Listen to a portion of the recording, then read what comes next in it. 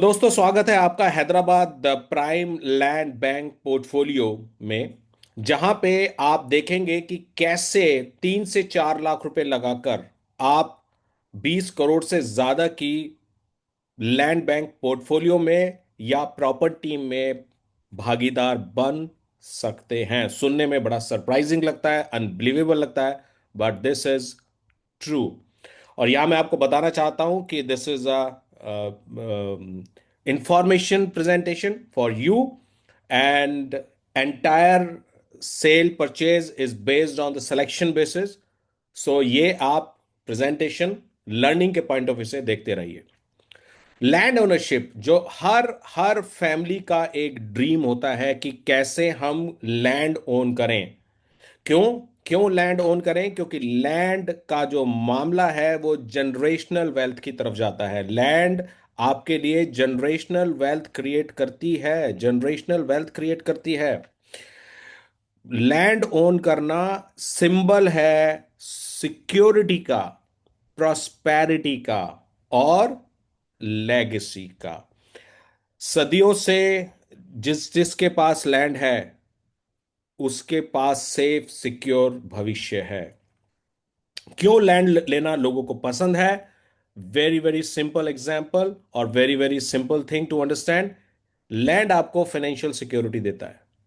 Land आपको, अगर बच्चों की कल को शादी करनी है तो उसमें आपको हेल्प करता है। जब कोई आपको हेल्प नहीं करेगा तो आपकी लैंड आपको हेल्प करती है। Everybody know it. You know, बच्चों की एजुकेशन हो या बच्चों की मैरिज प्लानिंग हो, हर जगह आपको लैंड ही हेल्प करेगी। लॉन्ग टर्म वेल्थ क्रिएट करना है, लैंड आपको हेल्प करेगी। सेफ सिक्योर बेस्ट रिटायरमेंट आपने लेना है, कौन आपको हेल्प करेगा? आपकी लैंड आपको हमेशा हेल्प करेगी। क्या आपको मालूम है, अमीर लोगों का, रिच लोगों का जो सबसे बेस्ट केप्ट सीक्रेट है वो क्या है? बेस्ट केप्ट सीक्रेट यानी वो एक ऐसा सीक्रेट जो वो किसी को नहीं बताते। चाहे वो शैम्पू बेच रहे हैं, चाहे सर्फ बेच रहे हैं, चाहे वो कंप्यूटर के चिप्स बेच रहे हैं या सॉफ्टवेयर बेच रहे हैं। लैंड बैंकिंग, लैंड खरीद के हर आदमी रखता है, वो चाहे वो मुकेश भाई अंबानी हो, चाहे वो बिल गेट्स हो, चाहे वो मार्क जुकबर्ग हो। Everybody invest in land. ठीक है। और लैंड आपको फायदा कैसे कैसे दिलाती है? अगर आप डाइवर्सिफाइड पोर्टफोलियो बना लिया लैंड में, प्राइम लोकेशन में, your generational wealth will transfer, यानी कि आपकी जनरेशन्स को पैसे के बारे में सोचना नहीं पड़ेगा। आप हैजिंग कर सकते हो इन्फ्लेशन। इसका मतलब क्या है? देसी भाषा में अगर मैं आपको बताऊं कि इन्फ्लेशन को बीट करने का one of the best way हमेशा लैंड है। और टैक्स प्लानिंग को करने का, टैक्स में बचत करने का, टैक्स सेव करने का सबसे अच्छा तरीका लैंड है। तो जिसके पास लैंड है उसके पास सेफ सिक्योर भविष्य है। Check this video and you will enjoy. Real estate में एक बात बहुत कम लोग सच में समझते हैं। इमारतें दोबारा बन सकती हैं, घर रेनोवेट हो सकते हैं, लेकिन जमीन जमीन कभी दोबारा नहीं बनती। क्यों? क्योंकि भगवान जमीन बनाना बंद कर चुके हैं। हर दिन आबादी बढ़ रही है, हर साल डिमांड बढ़ती जा रही है, लेकिन जमीन की सप्लाई लिमिटेड है, फिक्स्ड है, हमेशा के लिए। इसीलिए जमीन हमेशा से दौलत की नींव रही है। राज्य बने जमीन से, शहर खड़े हुए जमीन पर, और पीढ़ियों की संपत्ति शुरू होती है जमीन से। आप एक बिल्डिंग खो सकते हैं, आप मटेरियल बदल सकते हैं, लेकिन लोकेशन कभी रिप्लेस नहीं हो सकती। अगर सबसे सुरक्षित और सबसे ताकतवर रियल एस्टेट इन्वेस्टमेंट चाहिए तो जमीन खरीदिए, जमीन संभाल कर रखिए, जमीन को और बढ़ाइए, क्योंकि जमीन डिप्रिशिएट नहीं होती और भगवान और जमीन नहीं बना रहे।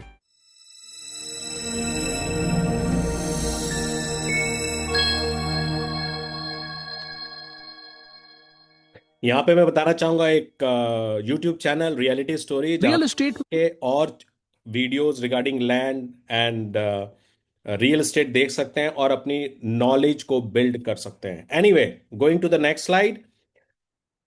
इतना सब कुछ होने के बाद भी इतना सब कुछ होने के बाद भी, और ये बात बिल्कुल क्लियर समझ आने के बाद भी, काफी लोग रियल एस्टेट में इन्वेस्ट क्यों नहीं कर पाते हैं, स्पेशली मैं बोलूंगा लैंड को बाय क्यों नहीं कर पाते हैं? Because reach. लैंड खरीदना आज के डेट में आसान काम नहीं है। लैंड ऑन एन एवरेज करोड़ों में आती है इंडिया में। कोई भी लैंड आज की डेट में अच्छे एरिया में अगर आप लेने जाएंगे तो you will find price in crores only. और ये वो सबसे बड़ा रीजन है जिसके कारण लोग लैंड में इन्वेस्ट चाहकर भी नहीं कर पाते। लेकिन क्या पहले भी ऐसा होता था? हाँ या ना? तो ये वीडियो देखते हैं, ये आपको बहुत हेल्प करने वाला है। क्या आपने एक बात नोटिस की है? 10 साल पहले तक मिडिल क्लास परिवार जमीन खरीदने का सपना देख सकता था। आज वो सपना धीरे धीरे दूर होता जा रहा है। क्यों? क्योंकि जमीन के दाम यूं ही नहीं बढ़ते। जमीन महंगी होती है क्योंकि जमीन सीमित है और मांग लगातार बढ़ रही है। शहर फैल रहे हैं, हाईवे बन रहे हैं, metro, IT park, smart city सब आ रहे हैं। लेकिन जमीन सबसे पहले कौन खरीदता है? बड़े निवेशक, डेवलपर्स, कॉरपोरेट कंपनियां। वो जल्दी खरीदते हैं, वो ज्यादा मात्रा में खरीदते हैं और फिर होल्ड कर लेते हैं। और मिडिल क्लास वो इंतजार करता है, थोड़ा रेट कम हो जाए तो लेंगे। लेकिन सच्चाई ये है, जमीन के रेट कभी कम नहीं होते। इन्फ्लेशन बढ़ता है, इनकम गैप बढ़ता है, प्लानिंग सही नहीं होती, और जो जमीन 20 लाख की थी वही कुछ सालों में 2 करोड़ की हो जाती है।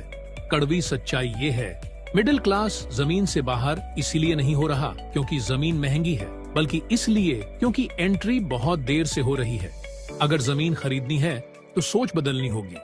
जल्दी खरीदिए, छोटी जमीन लीजिए, समझदारी से निवेश कीजिए, क्योंकि जमीन इंतजार नहीं करती और जितनी देर करेंगे वो उतनी ही दूर होती जाएगी।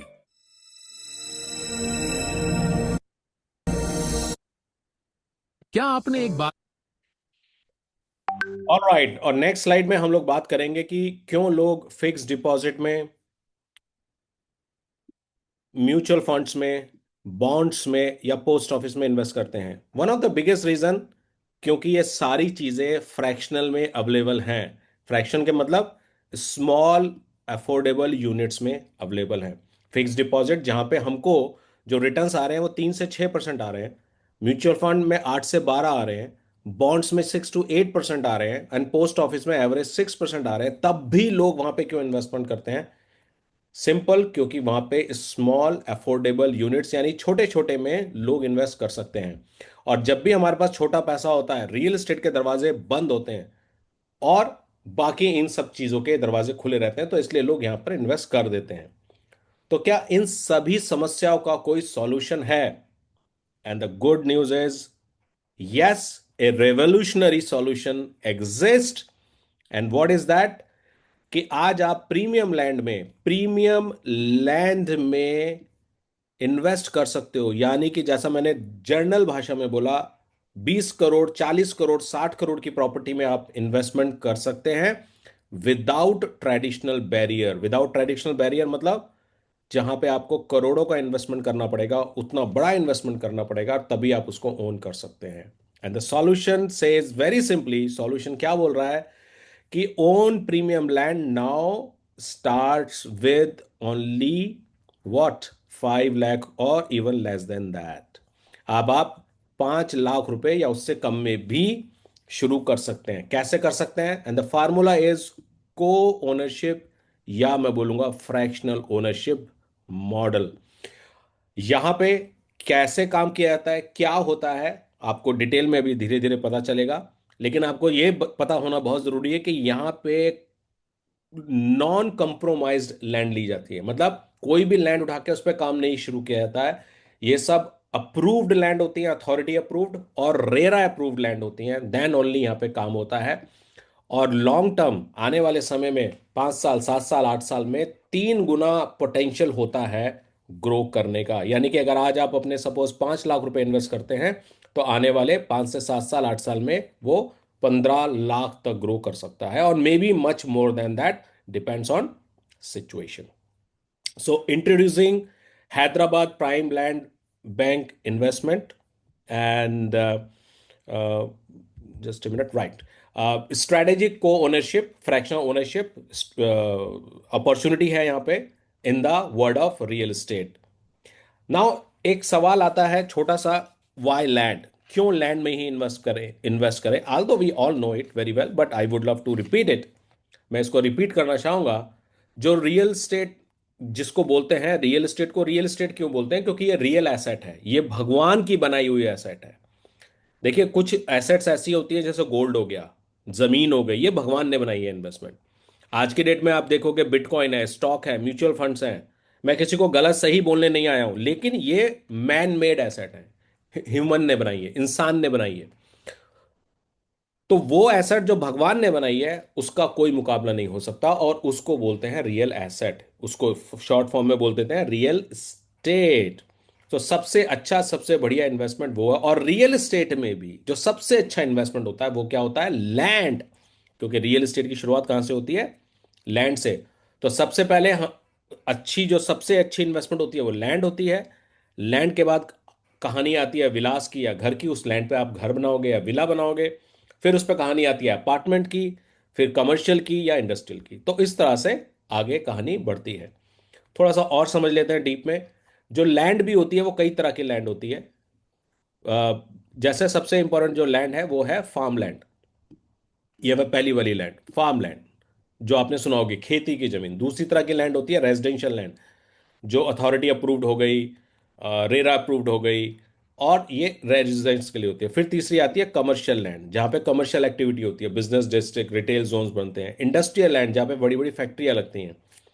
एक होती है गांवों की जमीन, पुरानी पुश्तैनी जमीन, और आगे आने वाली आबादी, जो गांव की आबादी बढ़ेगी उससे रिलेटेड जमीन, उसको बोलते हैं लाल डोरा लैंड।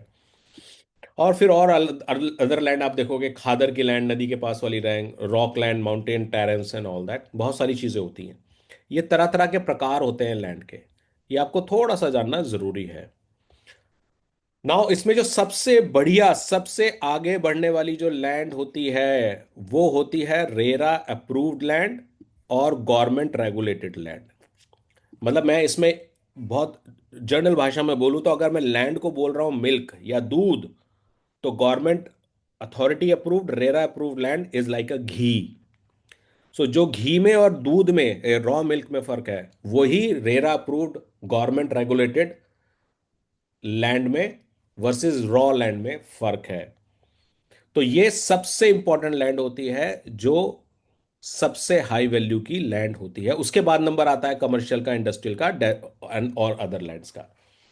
तो सबसे अच्छा इन्वेस्टमेंट का किधर माना जाता है? जहां पे आप रेरा अप्रूव्ड रेजिडेंशियल लैंड में इन्वेस्ट करते हो, तो ये सबसे अच्छा, या कमर्शियल में इन्वेस्ट करते हो तो आप, ये सबसे अच्छा इन्वेस्टमेंट माना जाता है। ना बोलते हैं कि भाई लैंड प्राइस हमेशा बढ़ेगा क्यों? सिंपल इकोनॉमिक्स का फार्मूला है डिमांड एंड सप्लाई। जहां पे डिमांड ज्यादा होगी, सप्लाई कम होगी, प्राइस बढ़ेगा। जहां डिमांड कम होगी, सप्लाई ज्यादा होगी, प्राइस गिरेगा। लैंड के केस में क्या है दोस्तों? भगवान ने पृथ्वी एक बार बना दी और अब वो पृथ्वी का साइज नहीं बढ़ा रहा है। इंडिया, अगर हम बात करें तो इंडिया का एक मैप है, इंडिया का एक नक्शा है, इंडिया का एक क्षेत्रफल है, वो बढ़ नहीं सकता अब। ओके। लेकिन उस पर पॉपुलेशन बढ़ती जा रही है। अब पॉपुलेशन बढ़ती है तो लैंड की डिमांड बढ़ती जाती है, तो जगह यानी कि जमीन बढ़ नहीं सकती। पॉपुलेशन बढ़ती जाती है तो डिमांड बढ़ती जाती है। तो इकोनॉमिक का सेम फार्मूला अगर हम अप्लाई कर दें, तो डिमांड बढ़ने के कारण और लिमिटेड लैंड की सप्लाई होने के कारण लैंड ने तो बढ़ना ही बढ़ना है। इसीलिए आप देखो, आपने बचपन से नहीं देखा होगा कोई आदमी जो लैंड से रिलेटेड काम कर रहा है, जमीन से रिलेटेड अगर कोई काम कर रहा है, तो वो कभी गरीब हो ऐसा हो ही नहीं सकता। अब आप मुझसे क्वेश्चन पूछेंगे कि क्यों लोग फिर भी फ्लैट की तरफ जा रहे हैं? Again demand supply. डिमांड घरों की बहुत ज्यादा है, रहना है लोगों को, पॉपुलेशन बढ़ रही है। जमीन की सप्लाई बहुत कम है, जमीन आप चाहकर भी ले ही नहीं सकते हो। जहां फ्लैट आपको 50 लाख करोड़ रुपए में आ जाएगा, वहां जमीन 50 लाख करोड़ रुपए में सूंघने को भी नहीं मिलेगी, मतलब स्मेल करने को भी नहीं मिलेगी। So one of the biggest reason यही है कि land is land, flat is flat. और फ्लैट में कुछ भेड़ चाल भी आज की डेट में बन गई है, लोग अगर लैंड ले भी सकते हैं तो नहीं लेते। और यहां पे मैं आपको एक कॉन्स्पिरेसी भी बता देता हूं बिल्डर्स की। बिल्डर खुद लैंड परचेज करता है और फ्लैट बेचता है, और लैंड के लिए मार्केट में नेगेटिव फीलिंग भेज दी जाती है कि लैंड में अकेले रहोगे तो इनसिक्योर रहोगे, ये है वो है फलवन्ना है टिकवन्ना है, ताकि लोगों का फोकस फ्लैट की तरफ जाए, लोग फ्लैट की तरफ भागे। लेकिन ये तो ओल्ड नोन फैक्ट है बॉस, सबको पता है, जो मजा कोठियों में रहने का वो फ्लैट में रहने का कभी नहीं आ सकता। यस, अपने फायदे अपने नुकसान है, लेकिन यहां पे हम लोग सिंपल बात अगर इन्वेस्टमेंट की करें तो जो अप्रिसिएशन लैंड का होगा वो कभी फ्लैट का हो ही नहीं सकता। एक वीडियो देखते हैं और आपको और बहुत कुछ समझ में आएगा। एक आसान सा सवाल पूछता हूं, समझदार लोग ज्वेलरी क्यों नहीं, गोल्ड क्यों खरीदते हैं? क्योंकि ज्वेलरी में मेकिंग चार्जेस होते हैं, डिजाइन बदलते हैं और वैल्यू घटती है। लेकिन गोल्ड, गोल्ड हमेशा गोल्ड रहता है। अब यही सोच रियल एस्टेट में लगाइए। जब सीधे जमीन खरीदी जा सकती है तो फ्लैट क्यों? फ्लैट में कंस्ट्रक्शन कॉस्ट होती है, मेंटेनेंस चार्जेस होते हैं और समय के साथ डिप्रिशिएशन होता है। लेकिन जमीन में न मेंटेनेंस, न टूट फूट, न एक्सपायरी डेट। बिल्डिंग हर दिन पुरानी होती है, लेकिन जमीन हर साल महंगी होती है। फ्लैट आपको रहने की सुविधा देता है, जमीन आपको कंट्रोल देती है। इसीलिए बड़े इन्वेस्टर्स पहले जमीन खरीदते हैं, वक्त को काम करने देते हैं। जैसे गोल्ड एक रॉ एसेट है, वैसे ही जमीन भी प्योर, लिमिटेड, टाइमलेस। तो अगली बार इन्वेस्टमेंट सोचें, खुद से पूछिए आप डिजाइन चाहते हैं या वैल्यू, क्योंकि स्मार्ट लोग ज्वेलरी नहीं गोल्ड खरीदते हैं और स्मार्ट रियल एस्टेट इन्वेस्टर्स जमीन खरीदते हैं।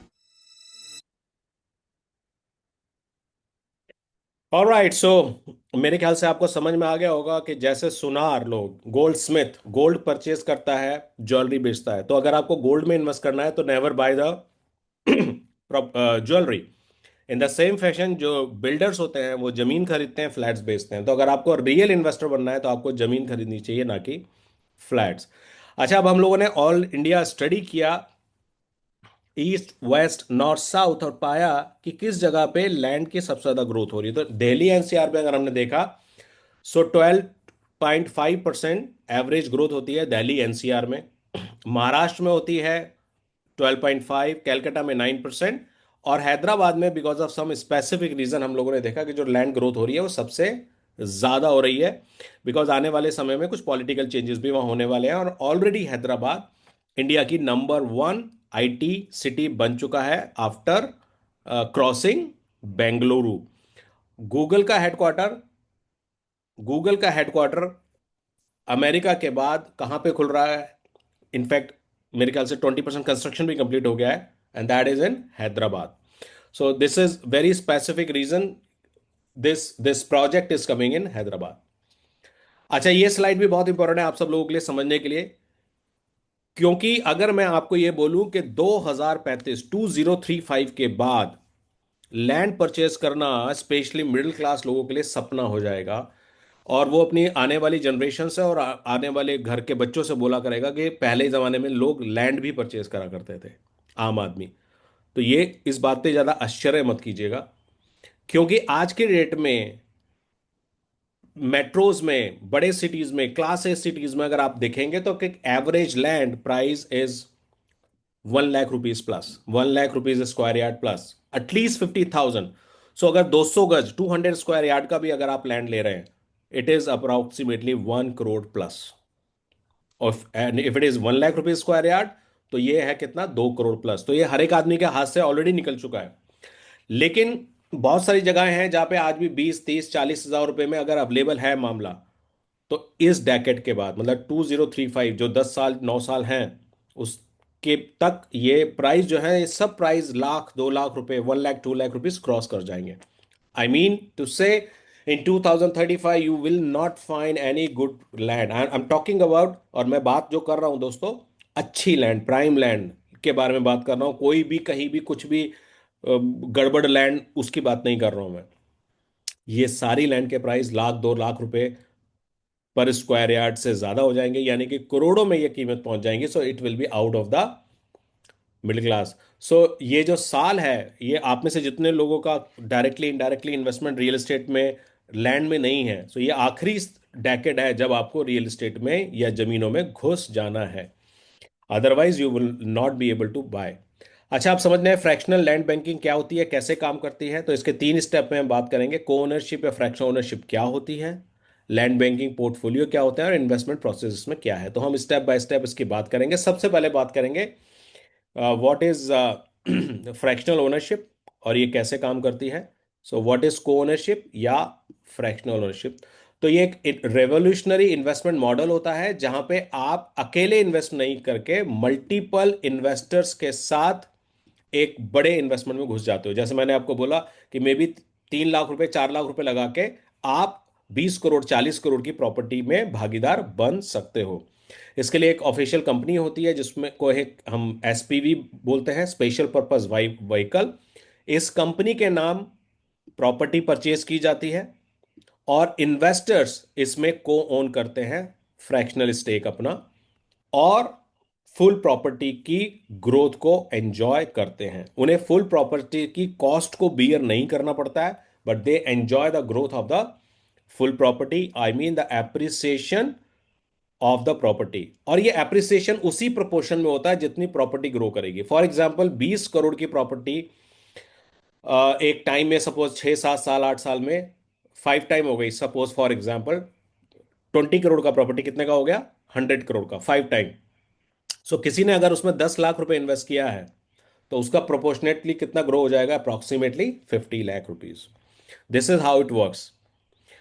अच्छा, फ्रैक्शनल ओनरशिप दुनिया भर में एक फेमस कॉन्सेप्ट है। अमेरिका में मोर देन 60 ईयर्स ओल्ड है ये, यूरोप में 45 50 ईयर्स ओल्ड, यूएई मार्केट में दुबई में 25 ईयर्स ओल्ड।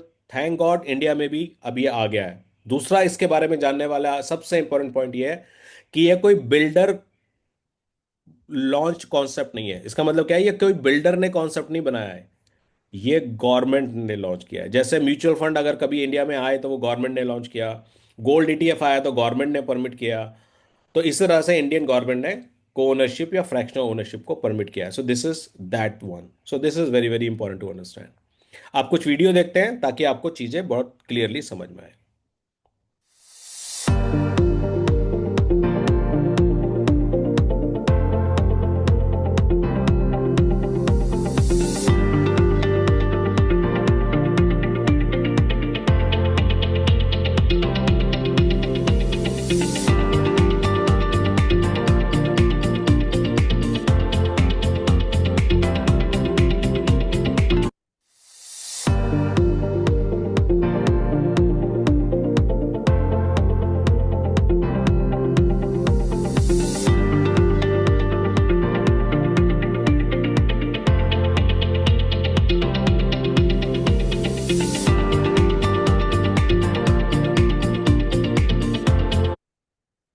ऑलराइट, सो ये वीडियो बहुत इंपॉर्टेंट था और इसलिए मैंने इसको 2 बार रन किया, सो दैट आप समझ सकते हैं कि पूरी एक बहुत बड़ी लैंड को परचेज नहीं करके कम कॉस्टिंग में उसका एक फ्रैक्शनल, एक छोटा सा टुकड़ा हम लोग ओन कर सकते हैं। That is what the fractional ownership.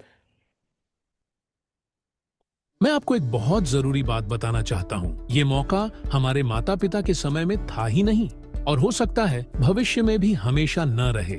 सालों से जमीन खरीदने का मतलब एक ही था, बहुत बड़ा कैपिटल, ज्यादा रिस्क और सीमित लोगों की पहुंच।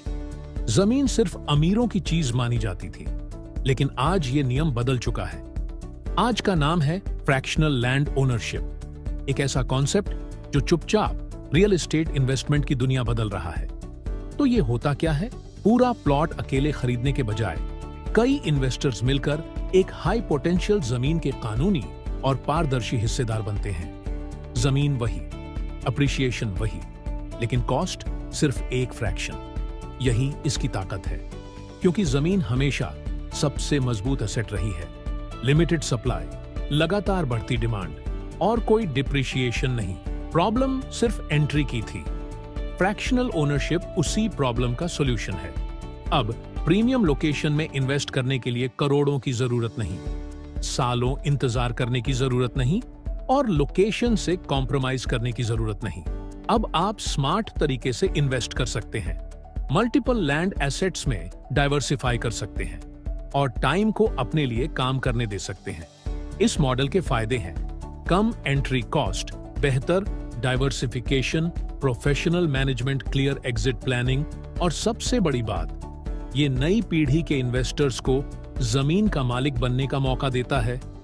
हो सकता है आप अकेले प्राइम एरिया में 1 एकड़ न खरीद पाएं, लेकिन उसका मीनिंगफुल हिस्सा जरूर ओन कर सकते हैं। और जैसे जैसे जमीन बढ़ेगी, आपकी वेल्थ भी बढ़ेगी। ये स्पेकुलेशन नहीं है, ये स्ट्रैटेजी है। जैसे म्यूचुअल फंड्स ने इक्विटी इन्वेस्टिंग बदली, वैसे ही फ्रैक्शनल ओनरशिप लैंड इन्वेस्टमेंट को बदल रही है।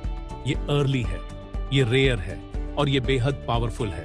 क्योंकि एक सच हमेशा याद रखिए, भगवान जमीन नहीं बना रहे, लेकिन आज पहली बार ज्यादा लोग जमीन के मालिक बन सकते हैं। ये सिर्फ इन्वेस्टमेंट नहीं है, ये एक अनपैरेलल्ड अपॉर्चुनिटी है।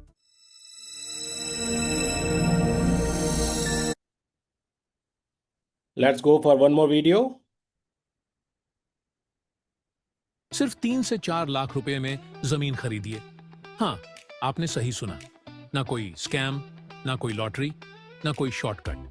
एक असली मौका। सालों तक जमीन खरीदने का मतलब सिर्फ एक था, बहुत बड़ा पैसा, करोड़ों का कैपिटल और सिर्फ अमीरों की पहुंच। आम आदमी के लिए जमीन खरीदना सिर्फ सपना था, लेकिन आज ये नियम बदल चुका है। आज 3 से 4 लाख रुपए वाला इंसान भी जमीन का मालिक बन सकता है, और इसकी वजह है फ्रैक्शनल ओनरशिप। पूरी जमीन अकेले खरीदने के बजाय आप एक हाई पोटेंशियल लैंड पार्सल में दूसरे इन्वेस्टर्स के साथ कानूनी हिस्सेदार बनते हैं। जमीन वही, लोकेशन वही, अप्रिशिएशन वही, लेकिन एंट्री अमाउंट बहुत छोटा। ये कोई दान नहीं है, ये किस्मत नहीं है, ये है फाइनेंशियल एवोल्यूशन। असली प्रॉब्लम पैसा नहीं है, असली प्रॉब्लम है डर। सेफ होगा या नहीं, अगर फेल हो गया तो थोड़ा और सोच लेते हैं, और यही थोड़ा और सालों बन जाता है। आदतें लोगों को एवरेज बनाए रखती हैं, डिले लोगों को पीछे छोड़ देता है, डर लोगों को सिर्फ देखने वाला बना देता है। स्मार्ट लोग परफेक्ट टाइम का इंतजार नहीं करते, वो रेयर मौके पर एक्शन लेते हैं। जमीन हमेशा पावरफुल एसेट रही है। नई बात सिर्फ ये है कि अब जमीन तक पहुंच आसान हो गई है। ये मौका हमेशा खुला नहीं रहेगा। जब बड़े इन्वेस्टर्स, इंस्टीट्यूशंस और आम लोग सब इसमें आ जाएंगे, तो प्राइस बढ़ेगा और एंट्री मुश्किल हो जाएगी। तो खुद से पूछिए, 5 साल बाद आप क्या कहना चाहेंगे? मैंने जल्दी इन्वेस्ट किया, या काश मैंने किया होता? क्योंकि मौके रोज नहीं आते, लेकिन जब आते हैं, या तो आप दरवाजा खोलते हैं या किसी और को अंदर जाते देखते हैं। फ्रैक्शनल ओनरशिप वही दरवाजा है। बेकार के डर की वजह से इसे मत छोड़िए, पुरानी आदतों की वजह से इसे मत गंवाइए। और जानकारी के लिए देखें www.assets.com। यही है नए दौर की वेल्थ बनाने का तरीका। सिर्फ 3 से 4। ऑल राइट, सो यहाँ पे मैं आपको एक वेबसाइट ज़रूर स्पेशली प्रमोट करूँगा, and that is www.assets.com। www.assets.com। Chat में इसका एड्रेस दे दिया है, please note it down. Go and you will find lot of learning material over this website.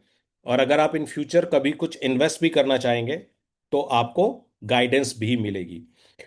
So land banking portfolio क्या होता है? लैंड बैंकिंग पोर्टफोलियो है जहां पे company, for example RERA approved developed ready plots strategically acquired. इसका मतलब क्या हुआ कि जहां पे अपकमिंग या फ्यूचर ग्रोथ, मैसिव ग्रोथ आने वाली है, वहां पे कंपनी बहुत रिसर्च एंड डेवलपमेंट करके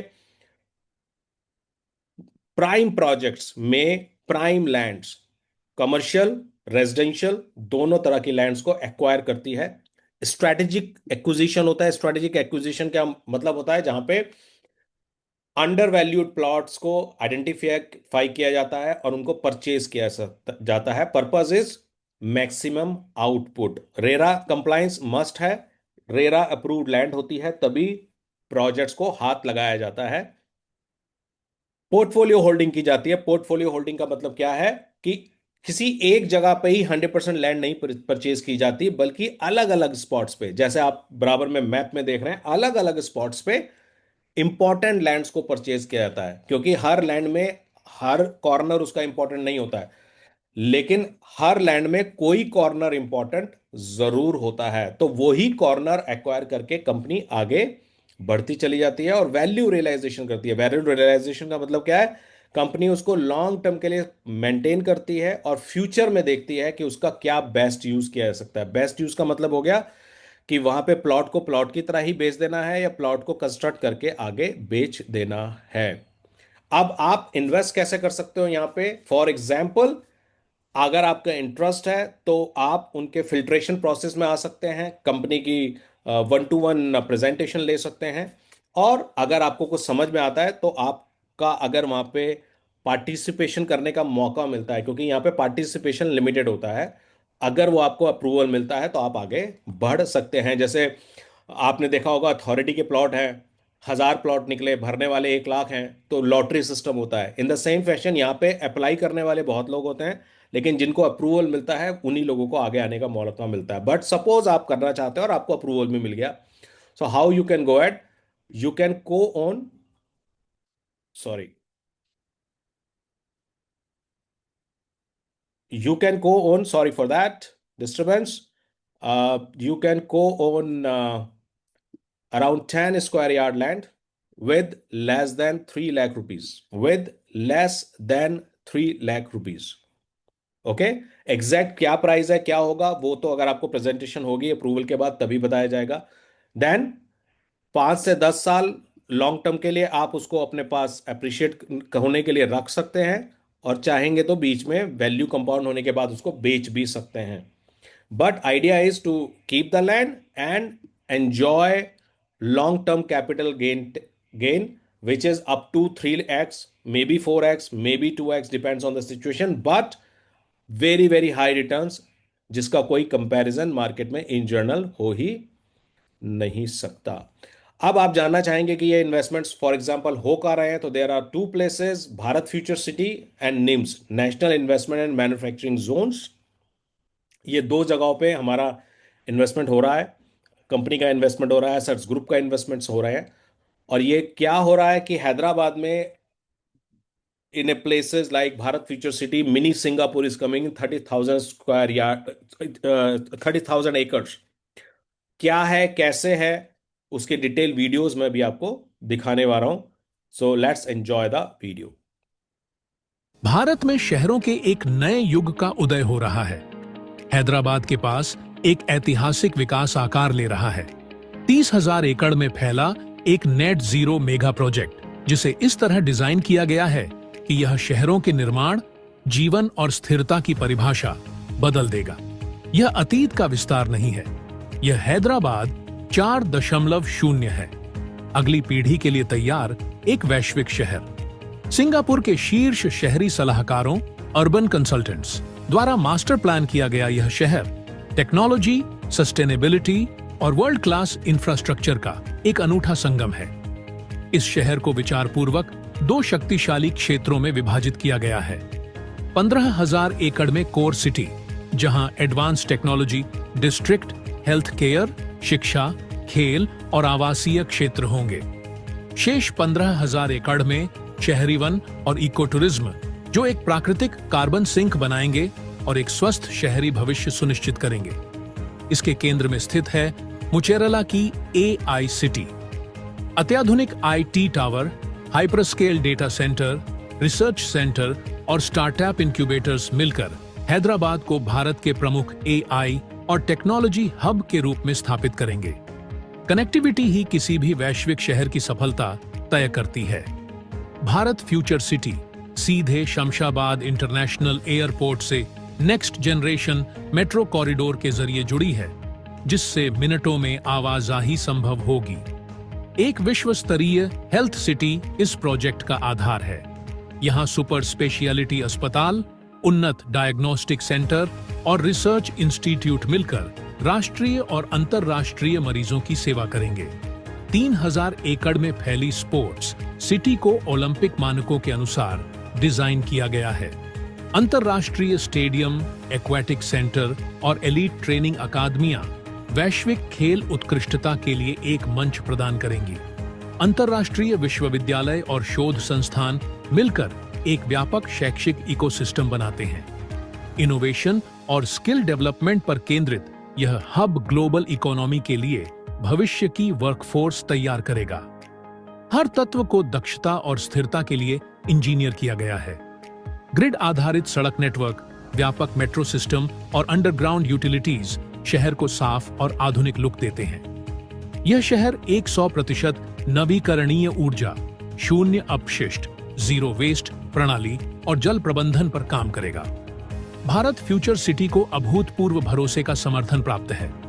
इंफ्रास्ट्रक्चर, क्लीन एनर्जी और रियल एस्टेट जैसे क्षेत्रों में 5.7 लाख करोड़ रुपए का सुरक्षित निवेश, लाखों नौकरियां, वैश्विक साझेदारियां और दीर्घकालिक आर्थिक विकास पहले से ही गति में है। बुनियाद और बुनियादी ढांचे से लेकर निर्माण और सक्रियता तक और अंततः एक पूर्ण वैश्विक शहर की परिपक्वता तक, भारत फ्यूचर सिटी भारत के सबसे महत्वपूर्ण शहरी विकास बनने की ओर एक स्पष्ट रोड मैप का पालन कर रही है।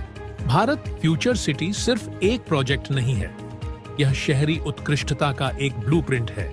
एक ऐसा शहर जिसे न केवल आज के लिए बल्कि आने वाली पीढ़ियों के लिए डिजाइन किया गया है। इस ऐतिहासिक परिवर्तन का हिस्सा बने। भारत में शहरों के ऑलराइट, जो अब आप ये वीडियो देखा Bharat Future City, so this is a outstanding class piece of a new city, मैं बोलूंगा इज कमिंग। अब ऐसी जगह प्रॉपर्टी प्राइस हवा में है, आकाश में है। सो हम में से हर आदमी चाहता है कि इस जगह कुछ ना कुछ तो अपना हो जाए। सो अगर हम फुल प्रॉपर्टी यहाँ पे इन्वेस्ट नहीं कर सकते तो एटलीस्ट फ्रैक्शन में आके हम लोग बहुत बड़े फ्यूचर को एंजॉय कर सकते हैं। So that's a whole idea. एक और वीडियो देखते हैं which is around NIMS, national investment manufacturing zone, जो आ रहा है हैदराबाद में। वहां पे क्या क्या अपॉर्चुनिटीज है जरा देखते हैं। भारत एक नए औद्योगिक युग में प्रवेश कर रहा है। National investment and manufacturing zones NIMS के दम पर मैन्युफैक्चरिंग क्षेत्र में $1 ट्रिलियन का अवसर खुल रहा है और इन सब के बीच हैदराबाद के पास स्थित निम्स जहीराबाद देश के सबसे महत्वपूर्ण औद्योगिक केंद्रों में से एक बनकर उभर रहा है। भारत अपनी अर्थव्यवस्था में मैन्युफैक्चरिंग के जरिए $1 ट्रिलियन जोड़ने का लक्ष्य रखता है।